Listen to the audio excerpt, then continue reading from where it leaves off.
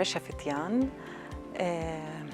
I'm coming from Jordan, living and working in Jordan. I've been working in peacebuilding and conflict prevention, resolution and transformation for around 20 years. I had lived in many conflicted countries and moved many times from area to area to find sustainable, to find peaceful community and to settle.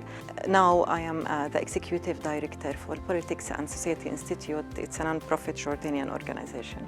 We all know that woman is the half part of the community. She's the one who's completed the crucial and important work in the community.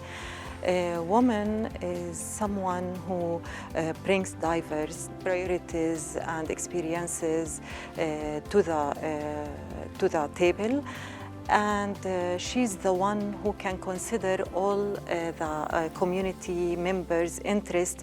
That's why she has a crucial way in being important member in the community that can bring all the interests of all community members. In addition, we know that woman is the most affected by conflicts and wars, which means that she is the one who could bring the concerns. If she's part of the conflict prevention process, she is the one who will bring all the concerns related to the results and the aftermath of what women suffer in after conflicts, and toward comprehensive and sustainable peace building in the community.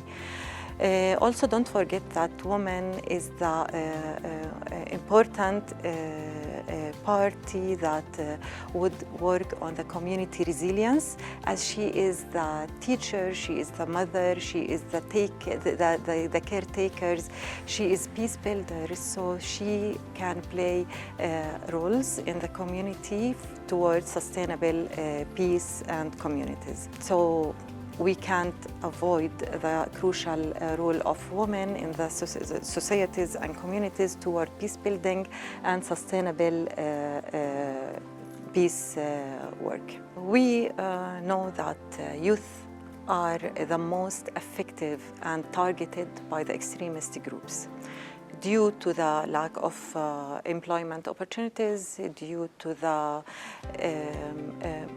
economic situations, also because they are the ones who are mostly engaged and facing from the different grievances in their communities. So targeting youth is important to build the awareness, and also to build their capacities to resilience, and also to be a change agents, and agents also with their peers whom they are closer to affect on their attitudes and on their knowledge and their ideologies. So peer-to-peer, youth to youth is easy to change and to protect and to build the resilience. Also in Politics and Society Institute, we believe in the youth political participation. So it's the participation of youth in the decision-making process through being active member in the political parties or active member in as community leader. That would also make it more reachable, and he can explain more the needs of their communities, as they are the one who are living between in their communities with other youth in the universities, in the work spaces, even in the security apparatus. So they are the one who can express the needs and can also work toward building the resilience in their communities, make sure it's prevented, and they can stand in front of any discrimination or recruitment or any radicalization in groups. In addition, we know that youth are they are the one who can use the technology better than that. They are the generation who faced and lived in the technology level or phase. So they are the one who can use it wisely if they had the power and the knowledge and empowered will toward facing any radicalization movements or ideologies. So they are the one who can express the messages, the positive messages, through using the social media or any other platforms that is reachable to their peers as well. In addition, again, they need to find their place in the decision-making level to let their voices be heard and their needs are expressed in the policies and governmental regulations that are out. Youth are the most affected and targeted by the extremist groups to be recruited and used in these radicalization and terrorism actions due to marginalization and lack of employment, the grievances. That's why youth are the very also crucial target group that we in politics and society are working with in order to make sure of their political participation and social involvement as leaders where they can deliver their voices and their needs due to also their very well connection to the community, all community members, so they can express very well the concerns and the needs in and reflected to the decision maker in a way. In addition, also they are the one who lived the technology development. So they are the one who can use very well the communication and media platforms like social media, and they can also send messages, positive messages to their peers whom are closer to listen to and to affect and leave an impact on their behaviors and their attitudes, especially if they are youth role models in their communities.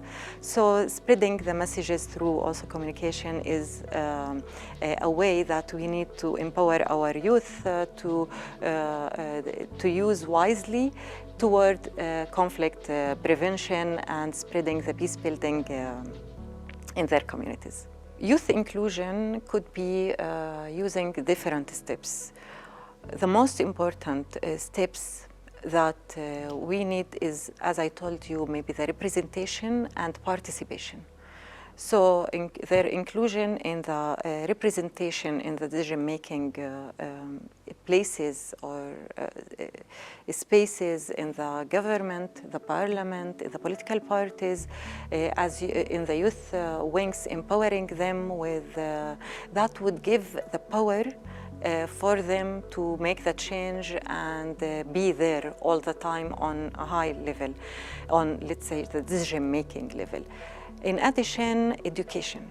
Education is very important for youth to make sure they are aware enough about the prevention ways and building their strengthening their resilience using different youth platforms in conflict prevention and peace building.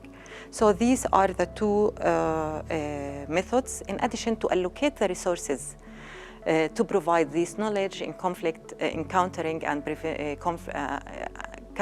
prevention terrorism.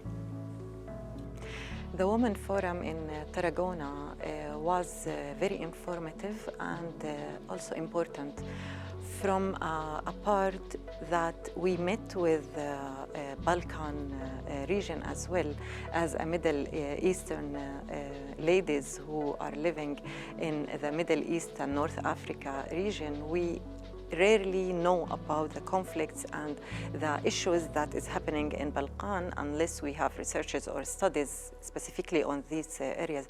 But it was really important for us to see that there is another part of the world that are sharing the same concerns and the same challenges and obstacles toward women participation in conflict prevention and as a peace builder toward countering violent extremism. It was very important to see what are the successful experiences and also the ways toward building women network to counter violent extremism all around the world as one voice, women voices.